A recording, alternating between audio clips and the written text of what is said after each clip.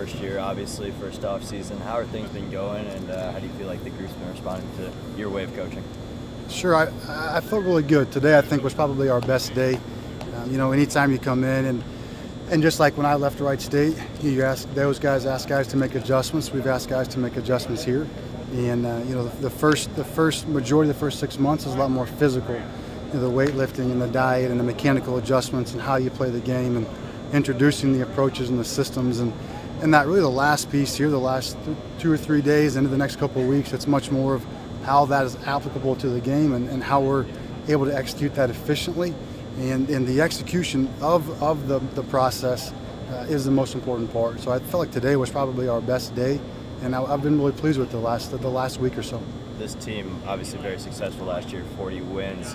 How do you kind of find the balance between looking at last year's success and then looking at this year, especially coming in as a new guy? Sure. No, I think you have to respect the success that the team has had and the individuals have had. And so when you come in, you have to be able to build a relationship first. I think relationships are the key piece to be able to work with guys, and so we have to build those relationships first and then make adjustments within the game plan of both the player and what we would like to see in our system. And so I think that piece has been really well implemented and really well done. The players have been tremendous. They've really bought in and have been able to execute those things. So it's been very positive. Coach, at fall ball, one of your big keys was just more aggressive base running. Right. How have the players kind of bought into that over the winter? At first, it was a bit slow, just understanding how the system worked, understanding that it's a low-risk, high-reward system. At first, when you look from the outside, as you watch the game, it seems like calamity. There's guys moving everywhere, but it's a very process-based system. So once they understood that it was based on the numbers and based on the positioning and based on the looks of the pitcher and how simple it is really to hack that. And if you don't get it, you don't go. But if you get it, we need to be moving. Once they got that, it's really been no holds barred. They've been very aggressive. They've implemented it very well. I've been really pleased with it. Are there any players who have emerged as leaders or your kind of go-to guys to adjust the team? Fortunately for us, we have a lot of upperclassmen that have had a lot of success. So, you know, you rely on the guys that you would probably imagine. You know, Feynman's played a lot of games, Matt Lloyd, Gorski, and Cal Kruger, and a lot of those guys have played a lot. Paul Milto have had a lot of success. But I really like our young guys too. We've got a very tough underclassmen group that work really, really hard. You know, Eli Dunham and Tyler Van Pelt and Sammy Crail, Jake Scrine, those guys work really, really hard. So I think they've all really worked well together. But this is the group that you would imagine that we can rely on has been good. Last year there were a few guys that came in as true freshmen and kind of helped with this team in different roles along the way. Do you think that that's something that we could see again this year? Some younger guys stepping up, especially freshmen? Yeah, there are some freshmen, either true freshmen or redshirt freshmen, that are talented players that have emerged. You know, you look at a guy like Jake Scrine, I think is a guy that comes to my mind first. You know, the game's going to work its way out. You know, how the lineup starts the first game is never how it finishes by the end of the first weekend. Certainly not at the end of the year. So we're gonna let the game come to us and let it play itself out. And if some young guys emerge, then I would certainly love to have those guys go in there and be regular contributors. You kind of talked about those upperclassmen like Kruger, Milto. How have they kind of helped you adjust coming from Wright State into a Big Ten program like IU?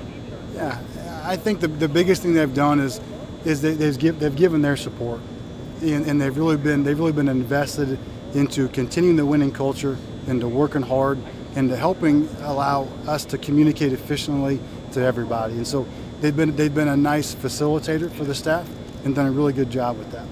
Coach, what's been the biggest adjustment for you that you've had to make since coming into this program that's had such success in the past? I would say probably some of the off-field things, the more the administrative work, some of the conference rules, the university rules, as you get used to learning the procedures here. Everybody has different technologies that they use and different implements for how you do this form and that form. And the good thing about baseball is it's relatively the same. We have great kids. They're tremendous kids. They're winners. They know how to win. They have won. They work hard. So, you know, we were just excited to get to practice and start that because baseball is baseball. I would say that the administrative work has been probably the biggest adjustment, but we've got really, really smart assistants. Denton Segerman, our operations guy, is an absolute superstar. He takes care of those things and has made my job much easier. How difficult has it been like adjusting to the new players coming in, or like having a group of new guys that you didn't recruit personally. Sure. So how has it been kind of getting to know and adjusting to what their strengths are?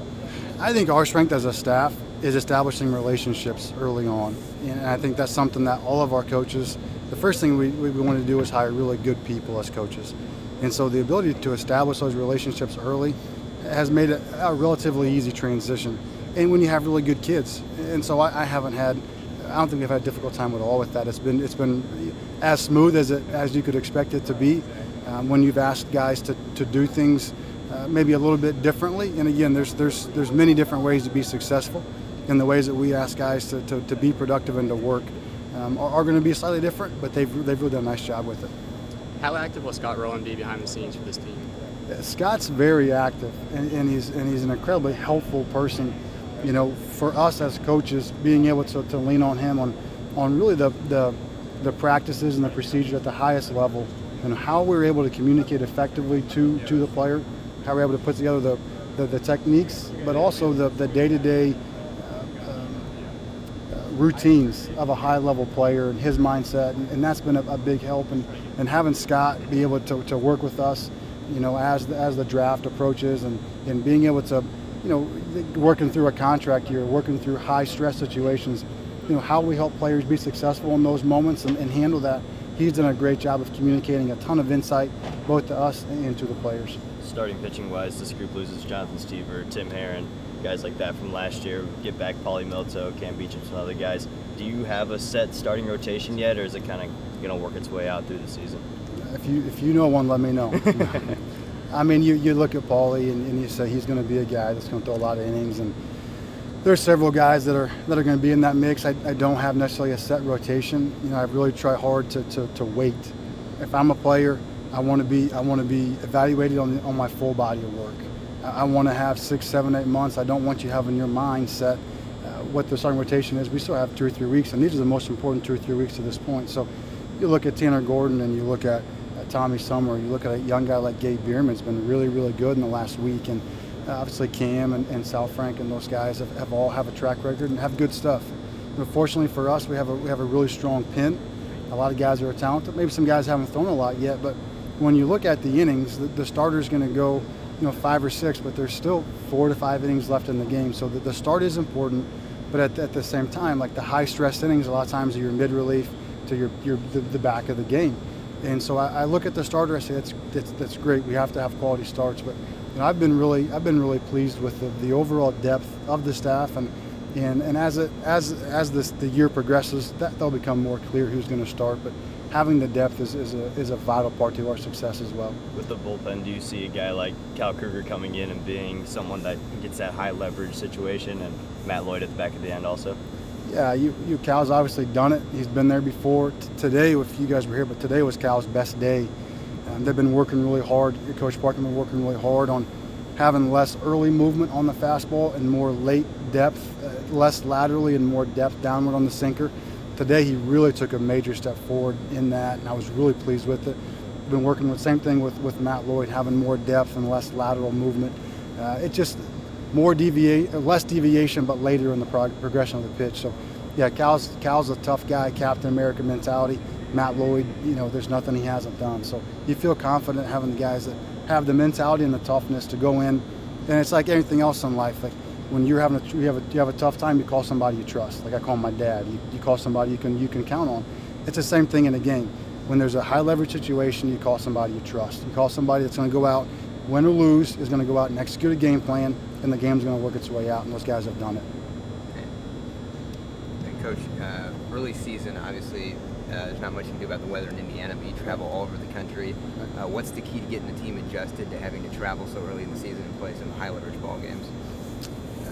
I think if you make it a big deal, it's a big deal, right? I mean, everybody, it's the same game. They didn't move the bases. They didn't move the mound.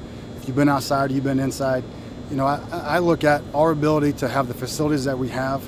I've never had the opportunity to have these kind of facilities and work with teams, and we've had teams that have had a lot of success early. So if we make it a big deal to be a big deal, to me it's not a problem. You know, if you make an excuse from the beginning, then you'll have one. Like, let's pick up and go play baseball and go compete.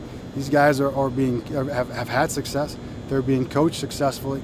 They know how to go do it. Now we have to go execute it. The game won't change if you're in this beautiful facility or if you're outside in Tennessee somewhere. Middle infield, they just have an interesting position battle. You have Justin Walker, Jim Houston, and Drew Ashley put a lot in fall ball. How do you kind of see those three working into the two spots? Yeah, a lot of it's going to depend on obviously how things work out the last 2 weeks here. How those guys can manage defensively is going to be the first and foremost. So, who's going to be able to hold the run game in the middle? Who do you feel comfortable with in that situation? A lot of it's going to be matchups, and so there's still an open book a little bit. You look at a guy like Houston, who's a high-level defender. He's got an ability to cement one of those spots. Walker's switch hitters can really match it up, but there's several guys with Drew Ashley and with Cade Bunnell, and there's several guys in the middle, and there will be some movement. There will be movement. We'll match guys up and play it out. So it's yet to be seen, but I feel comfortable where we're at in the middle of the field. Paulie Milto's got a lot of experience, but over the last couple of years, he's always had a guy in John Stever who was right there with him with the same amount of experience. How do you think that he'll handle being kind of the veteran of this pitching staff? Paulie was born older, right? he just, God made him different, and so I don't think it matters if he was a freshman or a senior, if he throws Friday or Sundays or anywhere in between. Like, I don't worry one bit about his ability to lead a staff. He was born to lead, and whatever Paulie does, he'll be really successful at, whether it's baseball or business. Like, he's a tough guy, and I tell the guys a lot. Emotion is not a luxury we are able to have. We don't have that luxury, and Paulie's a guy that doesn't have emotion, right? And so he just goes out, he has a plan, he executes a plan, and whether he's taking BP before the game and hitting some home runs or he's pitching, like he's just unflappable. So you have a lot of confidence in him.